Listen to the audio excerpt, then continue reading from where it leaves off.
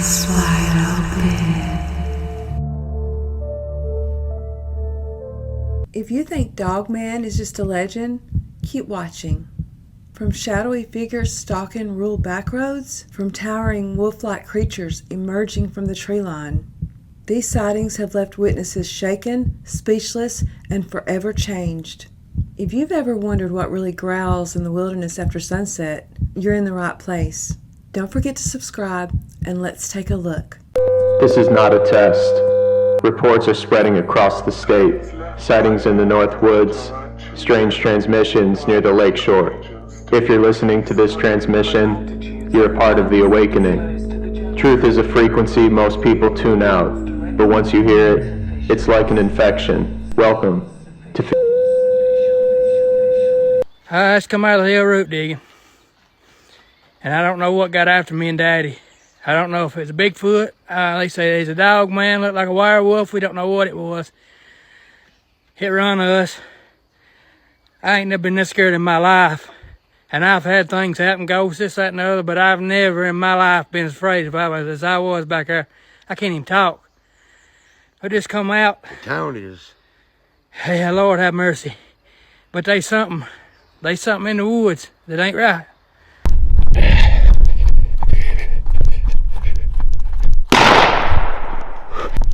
Don't come over here. Don't come over here. Don't come over here. Why not? Cut the camera off. Just cut it off. There's things I've never seen in my life in the woods until now. Only heard of them. Let me get started here with this. We have family property. That's where we're at right now. Thought this was the place we needed to shoot this video.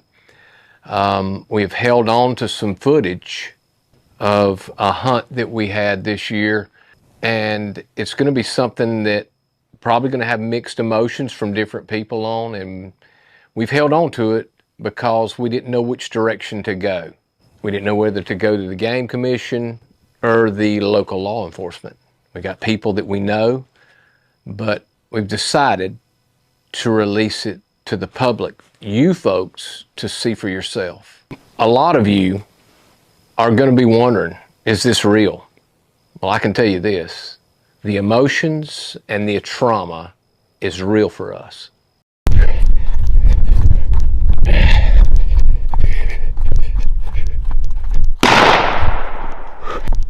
Don't come over here. Don't come over here. In the shadowed forests of the American Midwest, a creature stalks at night. Part man, part beast. Locals call it the Dogman. The creature said to be a canine-like cryptid with humanoid features. It's commonly described as standing 7 to 8 feet tall.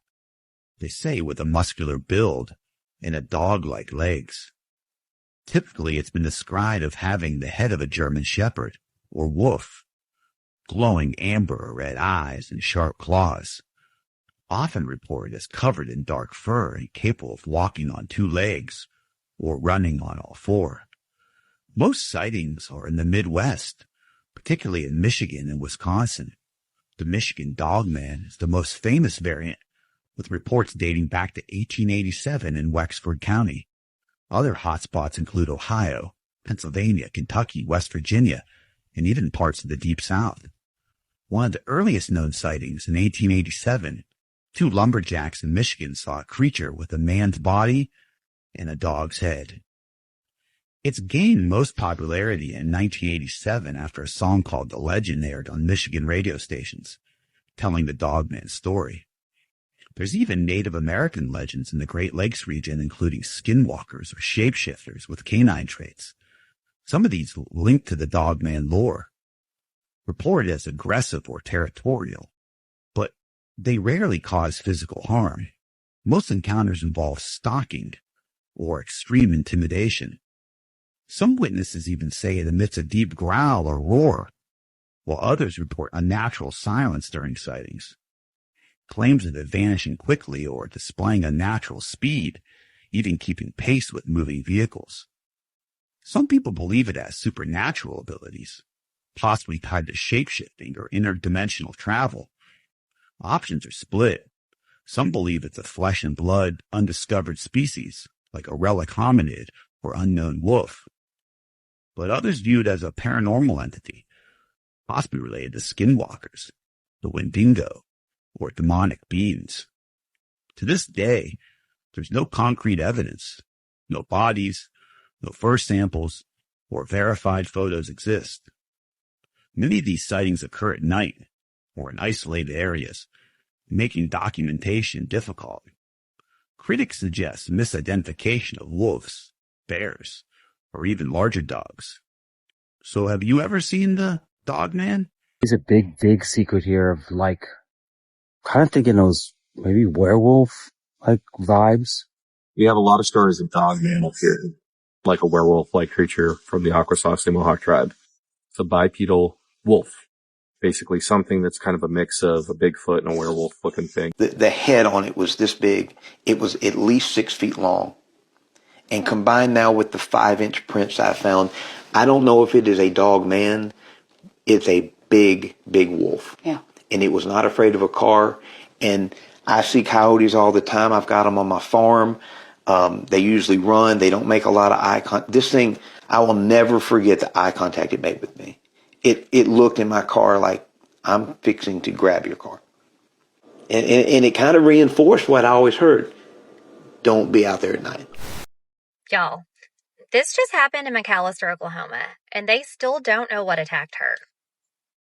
A mother was attacked by some sort of wild animal, and they still don't know what it was. She's already had to have 4 surgeries, and they're sending her clothing off to test the DNA to see what kind of animal it could potentially be. From the news articles I've read on Facebook, it sounds like she had went to someone's house in the Blanco area around McAllister, gets out of her car, and takes a few steps, hears a growl, and before she can react, something has pounced on her, and that's all she knows. They found her face down out in the yard, badly injured. Y'all, it sounds like this is a very gruesome attack. In one of the articles that I read, it said that she was able to, at some point in the hospital, tell them that it was a dog-like, but she couldn't confirm that it was a dog. Here's a statement from the Pittsburgh County Sheriff. It says, in 38 years, I've never been involved or seen anything to this extent as far as injuries caused by a wild animal. New tonight, a McAllister mom is fighting for her life after a brutal animal attack, leaving her husband and 2 young daughters in a tough position. Alicia Maxey was found severely injured Sunday morning. On top of that, her husband Wallace is on dialysis and waiting for a kidney transplant. Fox 23's Paige Orr joins us live in studio. Paige, you talked to the family and to investigators. That's right, guys. Investigators originally thought that a dog was responsible, but the Pittsburgh County Sheriff's Office is now working with wildlife experts to identify the animal. As they search for answers, Alicia's family is struggling to stay afloat without their sole breadwinner and without a vehicle to get Wallace to his life-saving treatments. In a remote yard in Blanco, Oklahoma, Alicia Maxey was ambushed before she could even reach the front door of a home where she was hoping to find work. She heard a deep growl. She said she could remember this growl. And she turned to run back to the truck, and something just pounced on her and knocked her to the ground. And she says it was dog-like, is what she described, but she didn't say it was certainly a dog. Alicia was airlifted to Ascension St. John in Tulsa with gruesome injuries to her face, arms, and legs. For her husband, Wallace, the first sight of his wife in the ICU was beyond anything he expected. Whenever I first walked in here, I wasn't expecting to see this. You know, I was thinking more of like a dog chewed up on her leg or bites on her arm or something. I wasn't expecting this. But when I first walked in and I seen her, I broke down and started crying. I'm in too much pain to say anything right now. While Alicia fights through her 4th surgery, Pittsburgh County Sheriff Frankie McClendon says the sheer scale of the attack has prompted a search for answers. 38 years, I've never been involved or seen anything to this extent as far as injuries caused by a wild animal. Our question now is what caused these injuries? We've got the Department of Wildlife. They have actually taken some of the evidence, some of the clothing that was ripped from her, and send it off to one of their labs. to see what we can find out if there's any way to identify what type of animal. The tragedy has left the couple's 6- and 7-year-old daughters in a hard spot. Wallace is currently on the list for a kidney, but since their only car was towed after the attack, he has no way to get to his dialysis appointments 2 hours away. Now, the family faces mounting costs for food and housing while supporting Alicia's recovery. Alicia, she is a loving, caring person. I mean, if you ever needed help, it doesn't matter who you are, she will sit there and help you the best that she can. Now the family is hoping the community will return that kindness through a GoFundMe set up to help the Maxeys out as Alicia recovers. Live in studio covering news that matters, Paige Orr, Fox 23 News. Are we seeing, with this attack in Oklahoma, are we seeing the sort of the avant-garde of the enemy's forces? We just state that through occult means, a person can take on the persona of a dogman, of a werewolf, or there might be some sort of a breeding program where these dogmen are, in fact, modern-day Nephilim. We know this from the Book of Enoch, and this is why the Book of Enoch is so important. It states that the angels, the fallen angels, sinned against the animal kingdom. In other words, they were creating chimeras. So centaurs, minotaurs, fawns. So that what we see in Greek mythos might not be Greek mythos. See, I told y'all there's something creepy in this world. There was a lady in Oklahoma that got attacked by a dogman. What the is a dogman? See, I told you, I knew it. There's something creepy in this world. This world is very creepy. And as I'm looking into where my bedroom was, it got dark, real dark in the bedroom. And in that darkness, I started seeing something move. And I sat there and stared at it for a while, and then it formed. And when I say it formed, I was 5 at the time. It was almost like it just came out of nowhere. And I saw, like in the door frame, first I saw a snout come out from the side. And as I'm watching this, it turned its head and was now facing me. And what I was looking at was what I would call a dog. Now that I'm older, more wolf-like, huge. The head was massive. The ears were tall. They were pointy, black. But I remember seeing like a smoke gray color within the fur. I don't want to say like a mane, but you know how like a fluffy dog has a lot of hair right here, but there was some smoke color in it. Its teeth were almost looked too big for its mouth. It wasn't sneering or had a raised lip. It just looked like its teeth were too big for its mouth so you could see them all. And the thing that scared me the most were the eyes, because as it turned and looked at me, there were orange yellow eyes, and they were huge. And it made no sound, and there was no body. It was a head, just the head of this big wolf dog looking creature. And it didn't float like how you would think a ghost would float, or it just stayed steady and streamlined and was moving towards me. It made it probably just past my door frame into the living room where I was, and my capacity for survival at 5 wasn't great. So I just remember grabbing the covers and throwing them over my head and closing my eyes. And that's how I stayed till the morning time.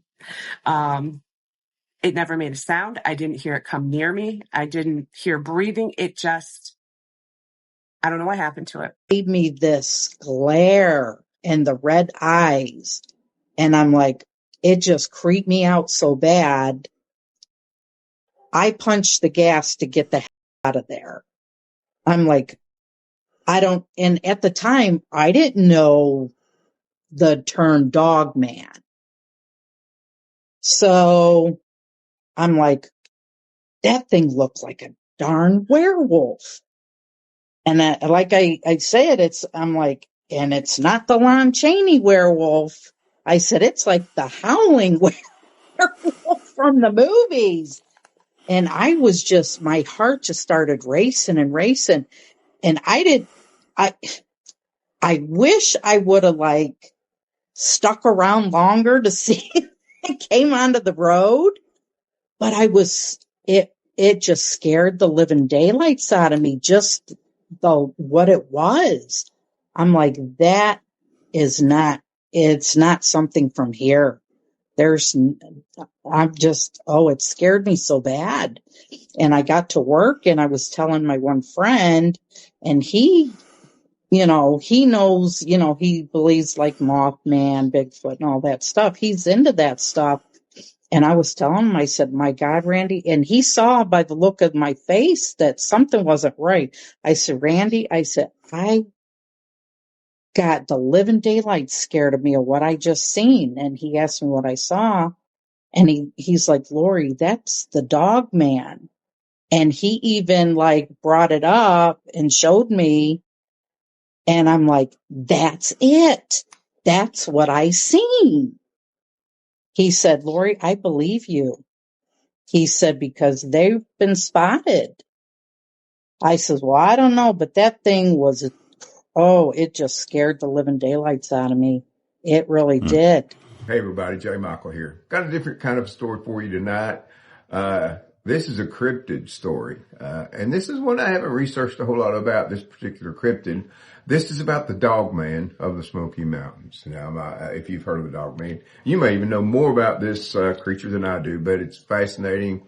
And we're going to talk about this particular incident, especially since this is relayed by a deputy sheriff who did a wellness check on a lady out in the middle of the woods. She had a cabin right on the edge, right on the border of the Great Smoky Mountains National Park. So he goes out there, and it's a long drive, and cell phone and the radio service even was very spotty. If you were out of the cabin, there was no service whatsoever. So he walked up. The dog was on the porch, and it seemed to be watching the woods. It was pacing on the porch. And so it looked at him, and it was growling a little bit, but didn't seem to be directed towards him. And then it would look in the window like it was checking on the lady inside. He said it was dark, so you couldn't really see much out there. You could see some light coming from the window, from inside the house. So he knocked on the door, and she came to the door and let him in. He told her he was there doing a wellness check, that they did those periodically, and she said, well, come on in. She said, I've got a kettle on the stove. I'm going to make me some tea. Would you like some? And he said, sure. He could tell she was lonely. He said she was very pale and frail and thin. And he said she had long gray hair pulled back in a bun on top of her head. And so they sat down, and he asked her a few questions, has anybody been around here bothering you or anything, or harassing you? And she said, no person has been around here to bother me. And he thought that was an odd way to answer that question.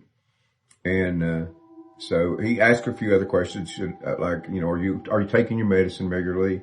Is everything okay? And she said, well, I guess everything's okay.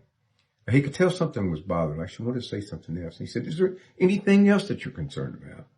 And that's when she spoke and told him. She said, it's back. And he said, what do you mean it's back? What's back? She said, I'm not real sure what you'd call it. It stands up like a man and can walk like a man, but it's covered in fur. It's not a man. It's what took my husband 10 years ago. Now, the sheriff deputy, he was familiar with the case that her husband disappeared 10 years ago. They searched everywhere, couldn't find anything. So he was always still listed as a missing person. But she said, no, this thing took him away. And she told him, she said, I saw it. Said, we heard it scratching and growling outside. And my husband went out with his shotgun. When he walked outside, got off the porch, it charged him and it hit him, knocked him to the ground. He got one shot off. And she said he knocked the shotgun out of the man's hand, and it bit him and kept biting him across the neck and shoulder, and actually drug him off into the woods, and he was never seen again. And she said, and she hadn't seen it since after that happened. And it came back about the first of that year that they were in now. And she said, it wants my dog. She had gotten a service dog since she was out there all alone. So she had the service dog. And she said, it wants my dog. It's coming from a dog. It's coming every night now. And he said, well, ma'am, I just drove up there and I looked around out there as I drove up, and I didn't see anything. He said there was nothing, didn't hear anything, nothing suspicious. And he said, but I've taken your statement and everything, and you seem to be fine. He said, so I'm going to go back. He said, I have to get out of the area here before I can call this in. He said, but I'm going to call in that I did a wellness check and that you're okay. Is there anything else you need? And she said, well, I guess not. So he walked outside to get in his car, and he just felt like he was being watched. So he started shining his flashlight around, and he shined it out in the woods beside the car. And he caught eye shine. The problem was the eye shine was about 6 feet up or more, tall as him or taller. And he said didn't blink or anything.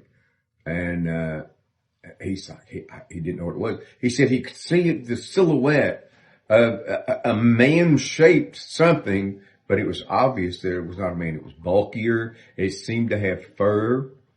And he said he kept the light on it, and he was staring at it for a few seconds. And he said, just like she said, it dropped to all fours and bolted into the woods, and it was really fast.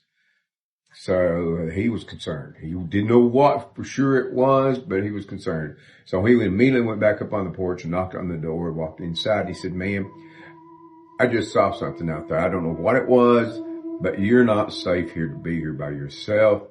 I want you to come with me. We'll take your dog too. I'm going to take you into town, and we'll get you a motel for a night or two where you'll be safe, and we'll come out with several officers and really do a thorough search of the area in the daytime. And she said, I'm not going anywhere. This is my home. If it wants me, it's just going to have to come and get me. I'm not leaving. And he argued back and forth with her for a while. And she said, take the dog, because he wants the dog, and I don't want that dog to get hurt. Maybe if it gets me, I'll see my husband again. And so reluctantly, he said, just promise me you will lock this door and you will not open any door, window, or anything until I come back here in the morning. And she said, okay, I promise. So reluctantly, because he couldn't force her, he'd already written his statement that she was fine. And she made note of that. She told him, you already wrote your statement. You said there was nothing wrong. No reason that I needed help. So he went to his car and he put the dog in the back seat, and the dog really acted very nervous. It didn't seem happy to be pulled away from her. But as the man started around the car, he heard something in the edge of the woods. And he wasn't sure what it was. Well, all he had with him was standard issue. He had a Glock on his side and a taser. That was the extent of his weapons. And so he pulled his gun. He was holding it to his side, and he walked towards the front of the cruiser. And just as he got around towards the front of the cruiser, he said this thing came out of nowhere, hit him square in the chest. It sent him flying and knocked him to the ground. And he said that the gun went flying out of his hand. He didn't know what hit him. It was so fast, he didn't even see it, but he was sure it was the creature he'd seen earlier. So he jumped up and he did the only thing he could. He pulled his taser, and he said, and then it came from around the cruiser. It was on all fours, and it stood up. And he said this thing was massive. And he said he fired the taser into its chest. And at first it howled and twitched and staggered forward towards him like it was still coming after him. And it fell at his feet, and he thought, oh my goodness. And he wasn't going to take time to even get his look for his pistol. He's like, I'm out of here. And he was going to his car, and then all of a sudden this thing just came back up, and it started towards him again. And he jumped into the car, and he had a big can of pepper spray, and he sprayed the pepper spray in his face. And it howled and really reacted to the pepper spray. It didn't like it at all, and it backed off a little bit. And he looked down out of the car door window, and he saw his pistol in there. And it had fallen back about a good 10 or 15 feet away from him. So he jumped out, he grabbed his gun, he kept firing shots into it. He hit it twice that he knew of. And he said he grazed its face. He hit it, once in the shoulder, and it dropped to all fours and disappeared into the woods. It was gone. And so he went back in, and he told the lady what happened. And I think he spent the night with her. I don't know if might have been because he was afraid to go back outside himself till daylight. But this is the account from a deputy sheriff about the Dogman of the Smoky Mountains. What do you think? Would you like to see one of those up close for yourself? I wouldn't mind seeing one from a good, safe distance. I don't want any close encounters of anything that big and that strong. He's like, I could feel it scream. And I was like, what did it sound like? And he just said it sounded terrifying. And he goes, but this thing is up there. And he goes, I could see its like upper body up against kind of like the windshield and then like the side view of the car. And he goes, it was just shaking the car and it was screaming at us. And he goes, this time the pig's losing its mind. And he goes, but we were so startled that he goes, I leaned over and me and your grandma just started holding each other and we started praying. And then after a little while it ended. And it walked off and we couldn't see it anymore. And I was like, oh my gosh. And so I was like, what do you think it was? And he goes, it didn't look the same as the sticker on your phone. And I go, well, what did it look like? And he goes, its face looked a little like he didn't say it looked like a dog, but he said that it was pointier. And I was just like, and I didn't want to say like, I had heard about Dogman when he had talked about this. And even when I first heard about people seeing that, I was like, I don't know about that. And then he just talked about like how it looked. And he said it looked a little more slender than what he saw walk across the road. And he said it was just about the same height. He said it was tall, like 7 feet. Like he said its chest was right at like, so if he could see it, the chest would have been like right at the top of the window level. And so, he said it would look down and he could see it looking through so that would be like right here in the windshield, like, and it's shaking the car. And I was just like, that is terrifying. And he said, there's no light out there. There's nothing out in this area. And he goes, all I can see is this dark mass and barely be able to tell what it is outside the window. And I was just like, dude, Grandpa, that is insane. And so I didn't get like, he didn't like share a whole lot more details like outside of that. It wasn't like, oh, I saw teeth and ears and, a tail or, its legs, like how they were standing. He just saw that the black, like he said, the black shadow of it stepped back and walked off. And I was like, that's absolutely terrifying. Too many people are saying, I watched this thing walk across this field and it disappeared right in front of my eyes. It just up and vanished. Crazy stuff. We saw it walk into a portal. We've got tracks leading across this snow field. We're counting 25 steps and then they just stop. I saw this thing walk into a tree. I saw it shrink down and turn into an orb and fly off. We're hearing this stuff with Bigfoot, and the crazy thing is we get some of these similar reports with Dogman. It just disappeared. It vanished right in front of me. Bases from inside the earth. I've seen in deep underground military bases, dogmen, like you would kind of describe them, some more humanized. And I think a lot of those were experimentation and genetic splicing. I think a lot of that was gene editing stuff that I've seen. But I do believe that some of these things are holdovers from the old days. They're the last of their kinds, and they've been breeding them, right? And I believe that that's the stuff that's prophesied that's going to come back out and cause the hearts of men to stop for fear of looking after these things that are coming up on the earth. You know, that's why everywhere I went throughout my youth, I could go to these tunnels and these caves and call out, and I could hear them and they would call back, you know, and it's like, it's a seductive power that draws you back into it. You could call out to them? Like, yeah. Was it like a language or a sound or what? Oh yeah, man. You can learn to call to them. You can go out here in these hills out here and do it. You can still do it tonight on these full moons and stuff. You can start calling out and you'll think you'll hear coyotes at first. And then all of a sudden it's a totally different, you know, it's a different sound that starts to resonate. And then it's a different one that calls off from over here, right? You got to understand some of these guys that you think are just neighbors and stuff or just people. This is what they keep in their barn. This stuff they keep. Yeah, absolutely. They've sent special kill teams after us in front of my children's face, man. And I have seen the living power, man. Recent. Really? Yeah. Wow, man. That being said, man, I do believe that there is a hierarchy and you can call upon the Most High, man, and he has delivered us. And I've never had to fire a shot at any of these guys. I haven't had to take out their drones. I have seen supernatural intervention. I've seen their weapons jam in front of my face, like chapter in the book called Murder on Their Minds, where I talk all about it, man. I've seen him provide supernatural miracles because you got to understand, we're dealing with the fallen. We are not dealing with the Most High. And he owns a much more powerful arsenal.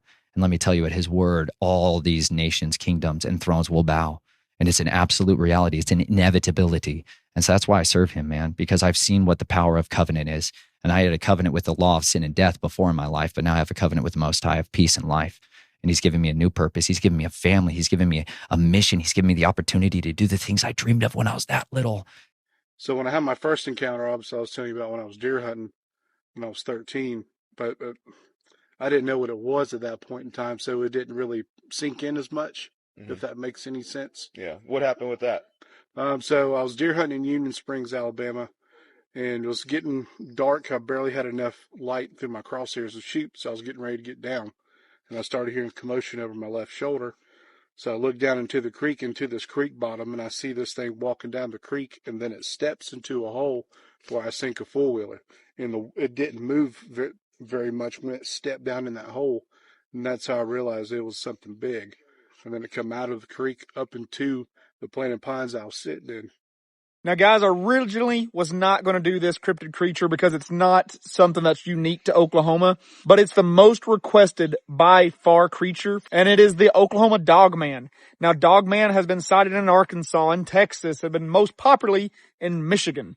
But Oklahoma is no stranger to the Dogman creature, and tons of messages and comments have come in from people saying that they had their own experience with Dogman. So let's dive right into it. Now, first off, Dogman is not to be confused with the other popular creature, a werewolf. A werewolf and a Dogman are not the same. A Dogman is truly like a dog, like a tame dog head, not a like scary looking beast wolfy thing like a werewolf. There's actually been reports of the Dogman for as long as there's been human beings on this earth, essentially. There is literally back like 2,000 years ago stories of Dogman type creatures, and they've been listed in pretty much every different culture's history. It's kind of weird that they unanimously have like, hey, here's these humans that are kind of humanoid looking, but they have the head of a dog. The most famous Oklahoma Dogman encounter was actually in 1987, and it was by two guys that were driving back at nighttime from Antlers to Atoka along that highway there. And what they described seeing was somebody that was built like a Olympic athlete, very, very great shape, but they had like short black fur that covered their entire body. They did stand upright, but their knees were kind of bent in an odd position. And they had the head of what looked like to be like a junkyard dog, like a mean dog, but not a wolf. When they rounded a corner and the headlights hit it, they stopped and actually let the headlights be on it for a minute, and it just stared at them. And as they tried to peel out and drive away, it actually chased their car. It chased their car until they exceeded over 40 miles an hour. They said it was running alongside the vehicle, and it looked like it was angry, but it actually wasn't lashing out or attacking. And that's what almost every Dogman encounter story shares in common. All of these stories seem to suggest that the Dogman doesn't want to hurt you, but it wants you to certainly think it's going to, and it's going to scare you. Now, it's funny, if you watched our video about the scariest creature in Native American folklore, and we called it the stuh, and I'm not going to finish the word there, those are also known to be fear eaters. So it's weird that we have another creature that seems like it could do you harm if it wanted to, But what it's really after is that energy, that fear. And it makes you wonder if the government tries to tell us thing in pop culture, because there's another famous movie where that's what the monsters want to do. They don't want to hurt you, but they want to get your fear, and they're never going to touch you. And that movie's called Monsters, Inc. That is so weird that all these monsters throughout history seem to not really hurt that many people, but they certainly scare you. And Monsters, Inc. pretty much did the exact same thing, like it was harnessing the energy from the fear. But all these Dogman stories always talk about, oh, I saw it in the wood and it chased me. And it was right on me. I could just feel it breathing down my neck. But it never quite got them. And it's the same story every time. Even though when they're in their car, it can keep up with the car, but it's not really doing anything. It's just scaring you. So I think that's what, if this thing is real, is what it's after, is that fear, that emotion. One of the things that these stories always have in common is the color of Dogman. He is always either a dark chocolate brown, or he's got black fur. Now that's kind of interesting because there is a lot of stories across all kinds of cultures, including Native American cultures, about black dogs. Okay, if you guys don't know about the black dogs, look up the black dogs around the cemeteries. There is tons of stories of people seeing a black dog that seemed to guard or protect places that people were mass buried at, like cemeteries, burial mounds, things like that. I live in a very small rural town. I've lived here all my life. Other than trains, it's a very quiet place. Growing up here and having a family here, it's been very nice. It's been a very good place to live. I spent 36 years working as a respiratory therapist at a critical access hospital. And before that, I ran as a paramedic. And I've done a little bit of everything. I retired. I was medically retired. I have a terminal brain disease. No treatment, no cure. Not cancer, they can't operate. So we're just playing it by ear. They don't know exactly the projection that it will take or how soon, but it's terminal.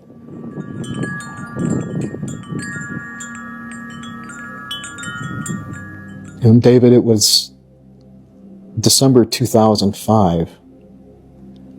I don't remember the day. It was in the first couple of weeks of the month, and it was before Christmas. We had a trace of snow. The ground was frozen, but again, not much more than a trace of snow. Sometime after midnight, I was laying in bed on the back of the bedroom. I had French doors that opened to the outside, and I kept hearing this sound. It was a thunk sound, a thunk. Every 15, 20 seconds, thunk, and I'm a light sleeper. And I got up and I looked out the back doors, and I have a wolf Malamute, or I had a wolf Malamute. His name was Wolf, and he loved being outside in the cold. And he was pacing back and forth and just hitting the end of that chain. He'd never done that. And I'm like, something's wrong. So I do on a pair of pants and a shirt, and I grab my coat, grab my 45 and a spotlight. And I went out because this was something that never happened.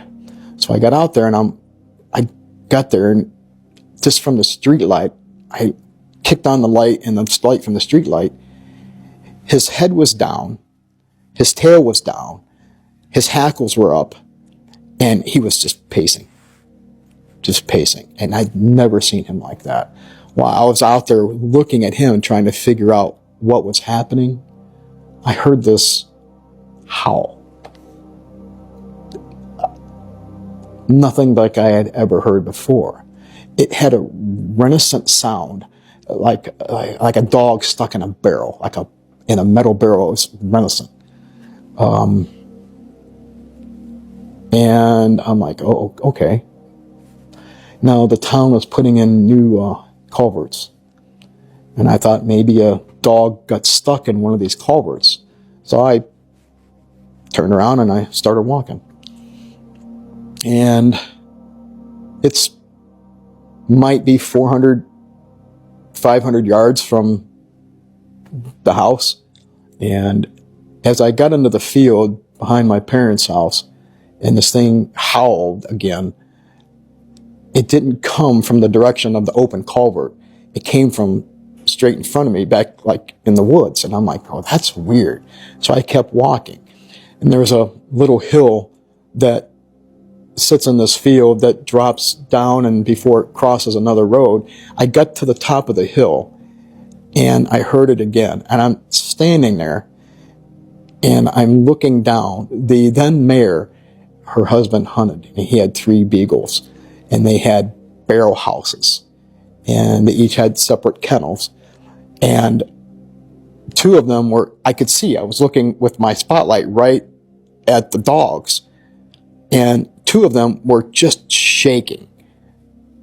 The 3rd one was trying to dig a hole under his barrel to frozen ground.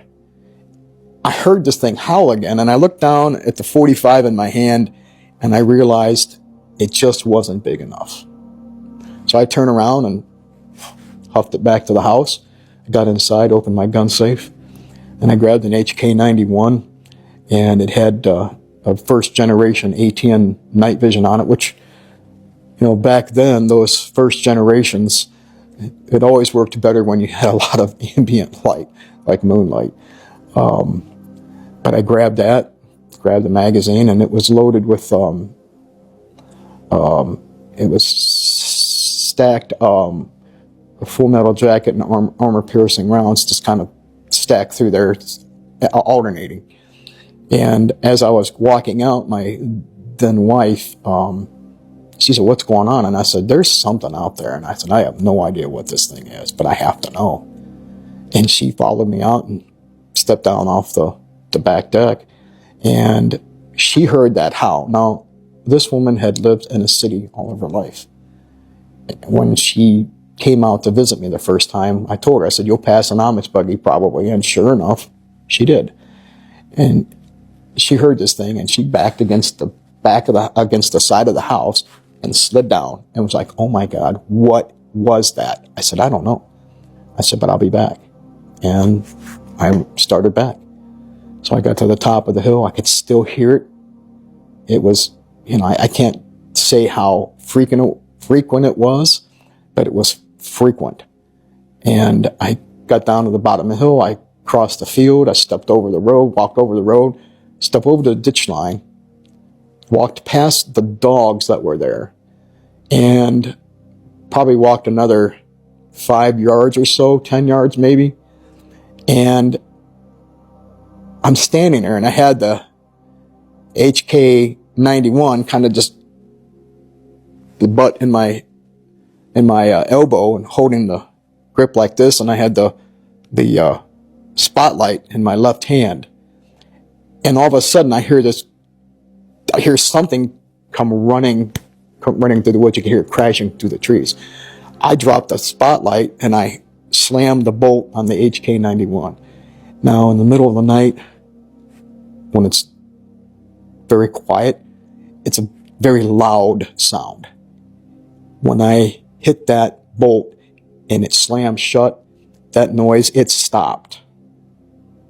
It recognized the sound of the bolt shutting. That's the only thing I could think of.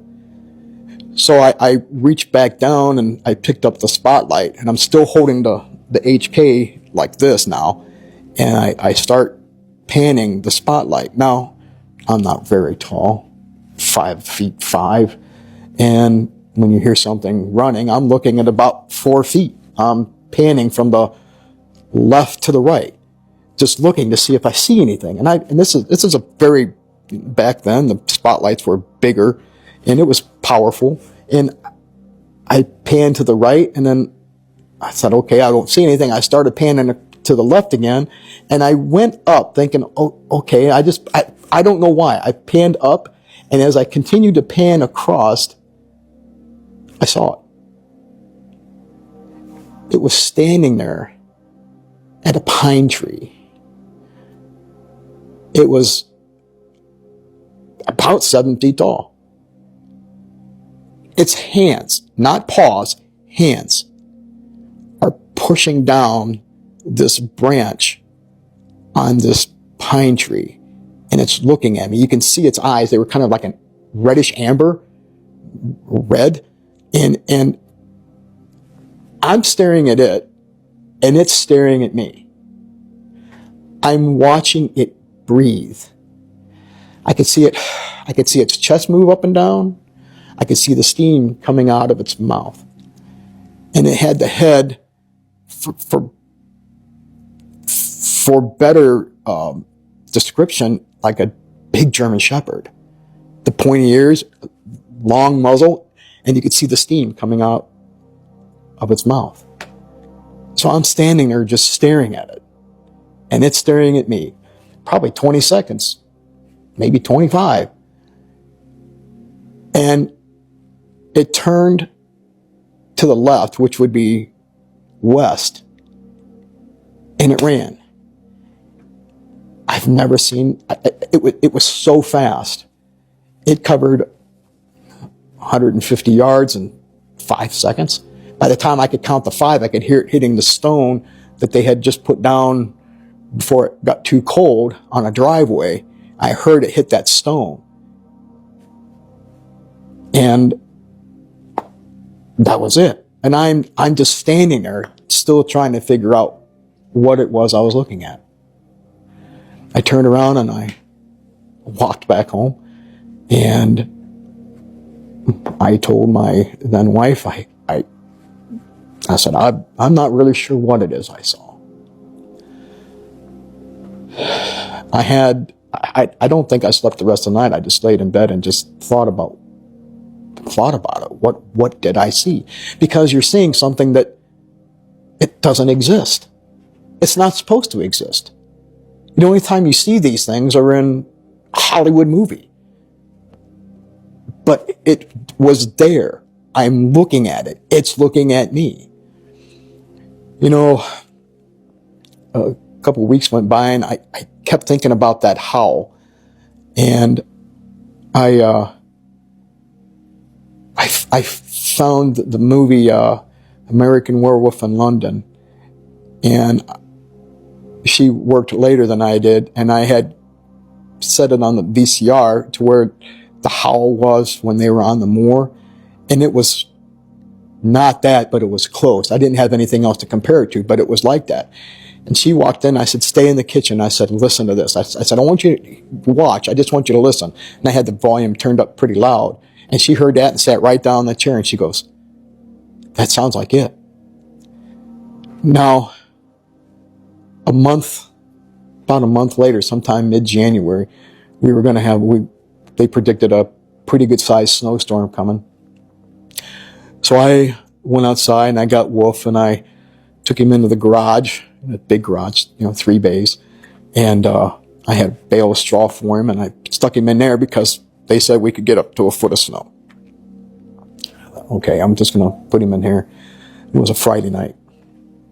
Saturday morning came around, and I got dressed and was going out, probably 8:30, 9 o'clock. I stepped off the deck. I started walking the sidewalk down to the garage, because it's a detached garage. And I stopped, and I'm looking at the garage because, we got probably maybe 8 inches of snow, but the snow along the garage was completely matted down. Now, the winds had been out of the west, and west-southwest, and I'm looking at the snow, and it's just all patted down. And I looked down just a couple feet from where I was standing off the path, and there were these 2 footprints about a shoulder's width apart, about this long, like a giant dog's footprint. And I'm standing there looking at this, and I look up, and you can see in the snow where it hopped. There was a print like it walked on 2 legs, bipedal. But it was like 8 feet apart. Like it hopped right up to the railroad tracks. Now, I belonged to the local gun club, and beginning of the January, the ODNR guy, he was a newer guy, stopped out, and he always gives us an update on what's happening. Once a year they stop out, and he passed out his cards, if you catch anybody poaching or whatever. I went over to my neighbor's house and I knocked on the door, and he's probably 10 years older than me, 12 years older than me. And I asked him to take a look at these. He'd never seen anything like it. He goes, I don't know what they are. So I got on the phone and I called that number, and he happened to be in the next town over, and he said, yeah, I can stop out. So I don't know, half hour or so went by, and he stopped out. He stepped over and he's looking at these tracks, and he goes, I don't know what they are. He goes, I've never seen anything like this. He took some pictures, and by that time, my kids were all up and awake, and my oldest daughter, she walked out and looked at him, and my son, he was 11 at the time. He stopped out and we're looking at him, and I said, I'm going to follow these. And he wanted to go with me. Now, he grew up to become a Marine, so, he was pretty brave kid. He always has been. And we walked up on the railroad tracks. Now, if you're not familiar with how trains on railroad tracks run, when they run down the tracks, they'll push the snow to the rails, but the snow on the stones usually stays there more than it does on the ties. And we started walking, and we followed those tracks. You could catch them for almost a mile down the railroad tracks, and then we lost them. Like it just topped off. And if you're familiar with the area, on the either side of the railroad tracks, there's pretty good sized hills and woods. And I didn't see where it landed, and I'm like, okay, time to go home. But that thing, it scented me. It came to the house.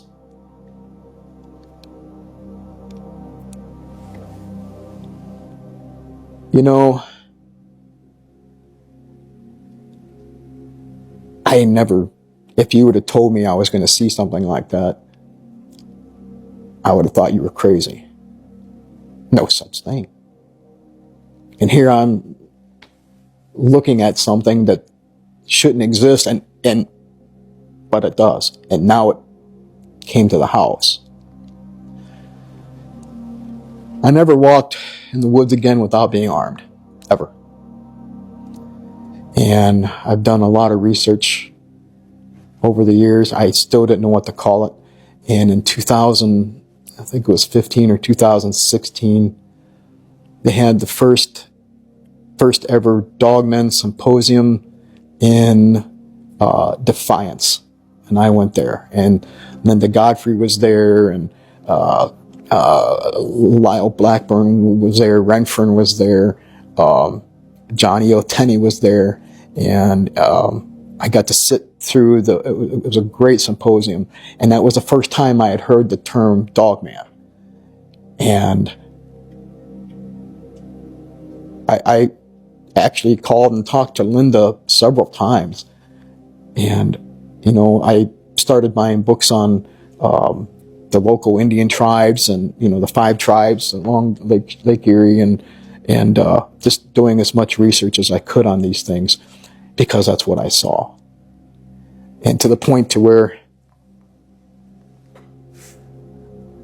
I didn't see the lower half.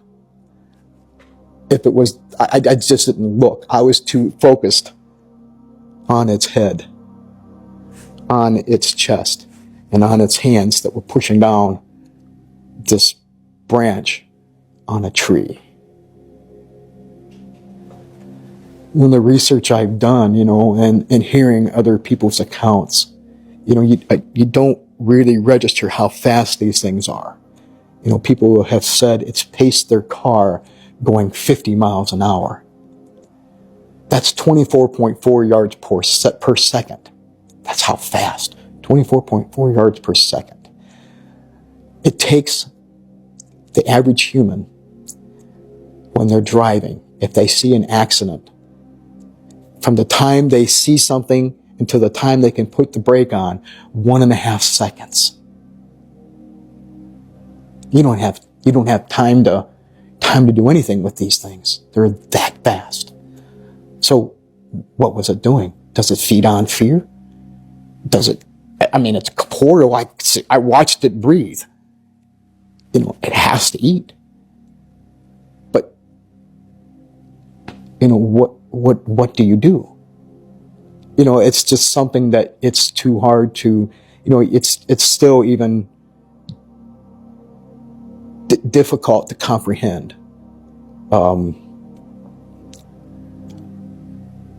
And knowing that they're out there. Bigfoot, people say yes, they say no. I'd be more inclined to say yes. Okay, Bigfoot, a large bipedal humanoid. Could it be a possible cousin to the Gigantopithecus, that crossed on an Asian bridge, and it's part of that, perhaps. But again, don't know. But that was more believable than what I did see, because that's not supposed to exist. And like I said, I've never gone in the woods again without being armed, and armed heavily, and I won't. It took me a few years to go camping again. It was several years before I spent the night in the woods again, because it's like, you're not going to, a tent's not going to stop anything. I have a large camper now, and I still, we really enjoy tent camping, and it's like, even camping, I'm armed. It doesn't matter where I go. I had back then, I think it was called the Verizon Commando, and I was working I had a Dodge Stratus at the time, and I was working underneath it and trying to put everything back together, and I had set the phone on the bumper and drove away test driving the car, and I looked all over for it because that was my phone, but never did find it. And that was before they had the cloud, and I tried reaching out to that DNR gentleman, and I never could track him down. I wish I could. I don't know if he was still with the DNR or not. He might have went on to some other profession. I lived, when this encounter happened, I lived just south of the tracks in that house over there. And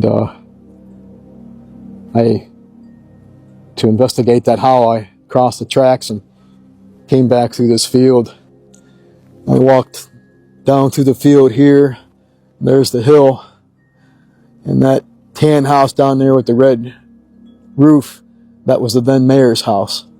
When I got to the top of that hill, when I was listening to the howl, I thought that there was a culvert right over there, and I thought that's where it was coming from. But when I started down here and heard a howl came from back there, and when I got to the top of that hill, I realized that the 45 wasn't big enough. And I walked back to the house and grabbed the HK and went back, across the road, stepped over the ditch line, walked, like I said, 5-10 yards past the dogs, and that's where I saw it, was back in there. Judy was, she's a nurse. She's a very diverse background nurse, ICU nurse, ER nurse, MICU nurse. And at the time, she was taking care of a medically fragile child that had a heart transplant before the age of 2. And she was on her way home from there. And she got home about 10 o'clock, and she comes walking in the bedroom, and she's going, and she's white. She's just pale. She goes, I saw it. I said, you saw what? She goes, I saw it. I said, and she's shaking. I said, what did you see? She goes, that dog thingy. She goes, I saw it by the bridge. I'm like, okay, stop. What did you see? Tell me what you saw. She goes, I was traveling from north to south, and she goes, as I got to the bridge, she goes, this thing walked right out in front of me, across the road to the guardrail of the bridge. And she goes, it was about 7 feet tall. She goes, it was walking on 2 legs. And she goes, it was kind of matted, and it had like blood on it, and it was wet. And she said it just turned and looked at her. And she goes, it looked like a German shepherd's head. You know, the ears were sticking up. And she said it turned and just looked at me. She said, I stopped the car. And she goes, I'm just staring at this thing. And she goes, it just hopped over the guardrail at the bridge. And that's 15, maybe 20 feet down to the creek. And she was panicked. She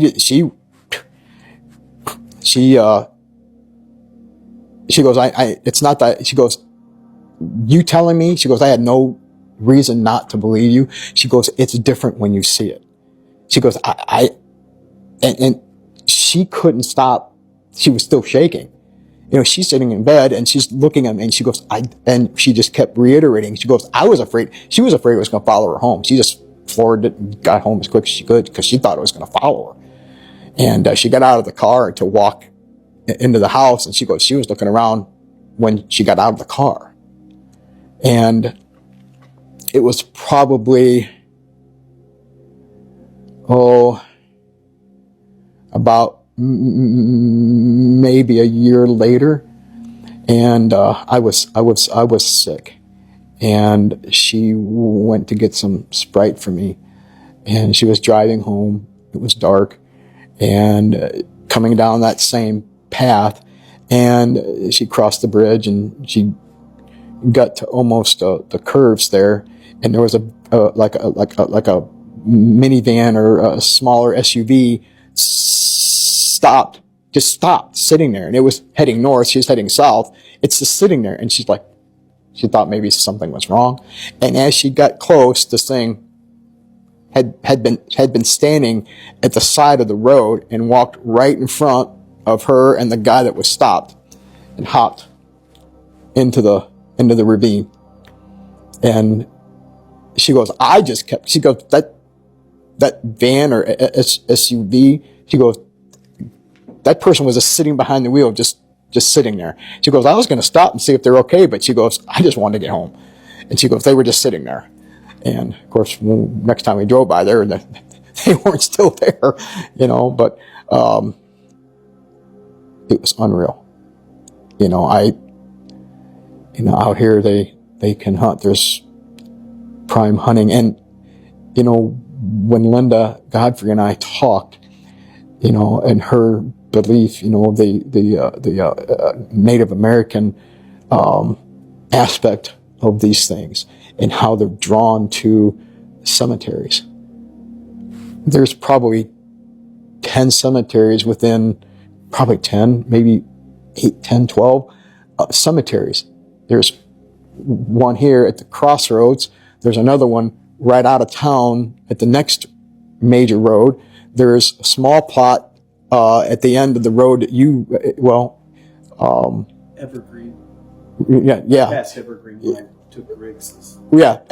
That's the one. But then there's another small family plot. There's another one on New London Eastern by Claremore. There's the one in Wellington. There's another one in Brighton. I mean, there's a lot of cemeteries within probably a 5 to 7 mile radius of 10 mile radius of here slots. And so what aspect is there with that, you know?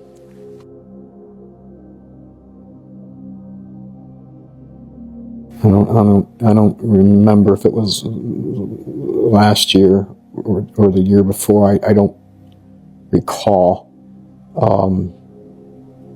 I think it was last year. We were fishing at the gun club, and it's gated. It's got a 6-foot fence, and it's locked gate. And it was probably seven or so, and I didn't grab my handgun, and I always do, but we're just going up there to fish, you know, 20 seconds from the house, 10 seconds by car. So it's just right up the road. And he's standing on the dock, and I had my back to the field, and there was a windmill, and the line from the windmill goes down into the pond, because that helps the aerator, that runs the aerator. And I was fishing off the bottom, so I was reeling real slow to make sure I didn't catch that line. Next thing you know, he throws his fishing pole down and he comes running, just running around here. And I had heard a noise behind me. I can't describe what I heard, but he comes running up and he's going, "Dad, Dad, Dad, Dad." And his eyes were the size of those old $50. And he's like, "Did you see it? Did you see it?" I said, "See what?" He goes, "I saw it." He said, it was big and it was so fast. I'm like, "Wait a minute, stop. Did you see a deer?" He goes, "It wasn't a deer." He goes, "It was big." I said, "Well, how big?" And he goes, "It was really, really fast." I said, "Well, how did it run?" He goes, "It wasn't running standing up." He goes, "And it wasn't running on all fours. It was kind of hunched over." He said, "It was just running." He said, it was as tall as I am, but it was running almost on all fours.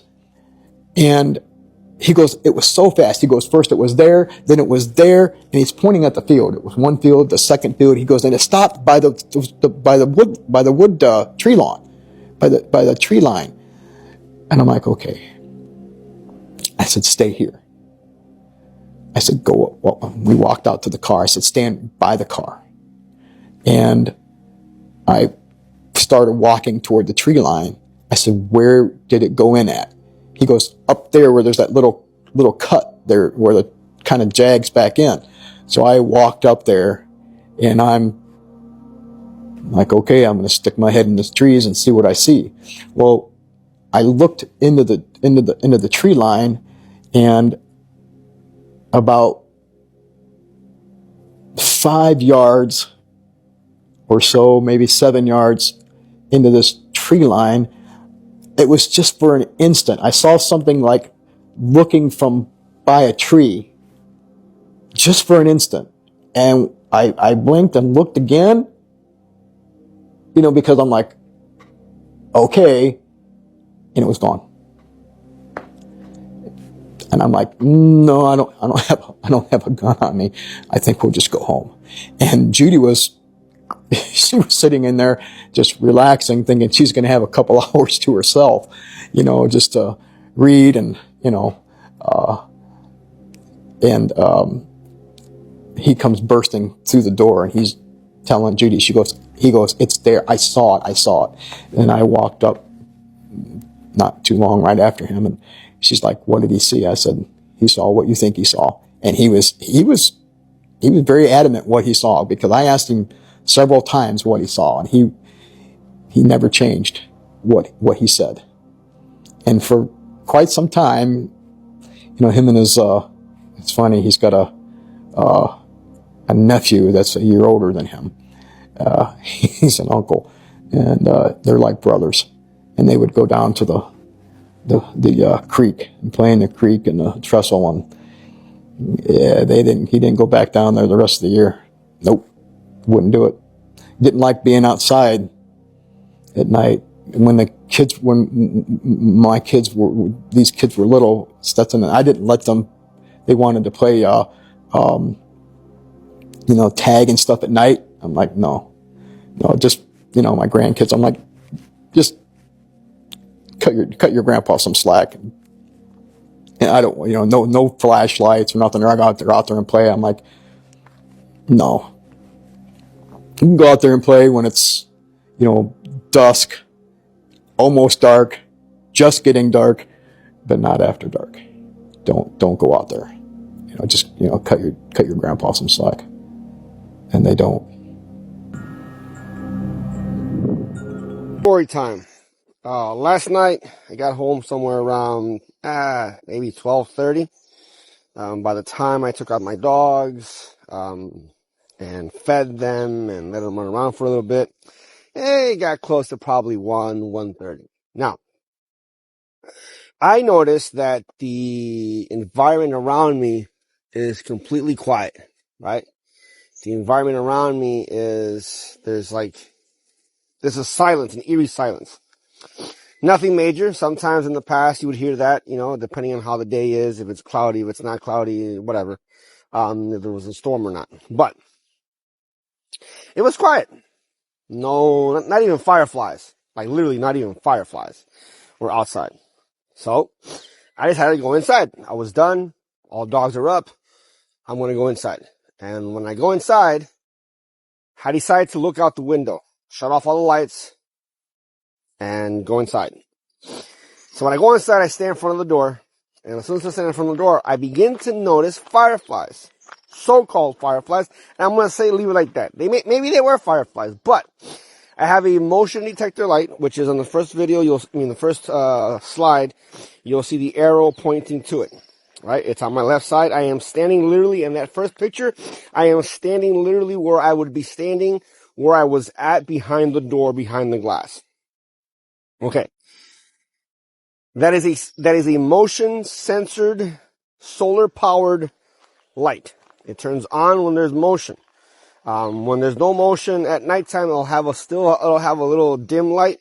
But then once it, hits the certain motion, it'll turn brighter. Last night, or yesterday, because it was cloudy, kind of raining, it didn't really power up that much. So it wasn't that bright. Nonetheless, I began to notice some fireflies, and one of these fireflies set off the motion detector. My brain is like saying, how can a little firefly set off this so-called motion detector? And it went from right side out and back towards the kennels. I'm seeing blurriness, I even to this day, with multiple cryptids, especially Dogman encounters, I know how fast they run. I know what you see and how you see it. I still, am skeptical of what I see. I am not I just saw this type of response. Okay, cool. But so I see this, and like I said, I noticed that I was a firefly, but they didn't make nothing of it. Towards the left of that arrow, towards the left of that power pole, I see other so-called, lightning bugs, fireflies, however you want to call it. One of them was outstanding, because one of them, you can see it go through the trees. And when I see through the trees, you can see brightness, slight brightness, as it, I'm going to use the word walked, left. Because it wasn't flying, it wasn't zigzagging, it was a constant, steady pace. Right? Cool. Interesting. The camera doesn't pick it up. The camera's trying to look through probably a slightly tinted window. Slightly tinted. It's not, tinted. It just comes like that from the factory, but it may have slightly tint. The camera isn't picking much besides the spotlight when it illuminates. Okay. At one point, I see a blur crossing the driveway. And what you're seeing there is my driveway in. Notice how thick the vegetation is, how thick the trees are. Right? I see it crossing between the transformer and the power pole. I see it cross out, and I'm like, what the heck is that? Right? Again, I'm not saying, my brain isn't saying, ooh, Dogman. No. I see a shadow, I see blur movement. I'm pretty sure that's what it was because I've seen it multiple times, but I never go to straight ahead thinking, yes, that's what it was. All right. Cause it just moved from left to right. Cool. I finish off my videoing. I was tired. I realized that the camera wasn't picking up much, if anything at all.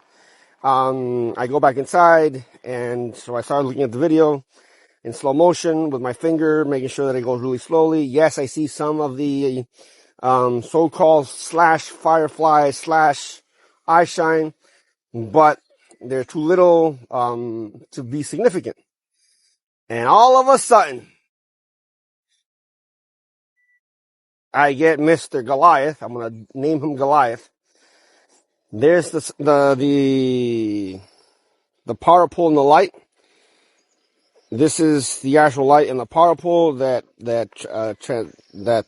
box is 5 feet from the ground up. Okay. And so now you'll see a video of when this thing that at the moment in time, I saw it's a blur, came out. It looked towards the door. Maybe it noticed the glowing thing of the cell phone on my chest. Maybe. I am convinced that they can't see through glass as well as we can. I know it's dark, but you'll see him turn his head, look at me, catch the eye shine, kind of duck a little bit, and then move on through the eye shine. So for those of you that say that, you need a powerful light source, that light yesterday, it's more bright on the phone than when it was because they didn't properly charge because we had a cloudy day yesterday. So there was no sun out yesterday. But anyways, besides that point, here you go. Notice how tall this guy is. Again, I just called him Goliath because I think that suits him.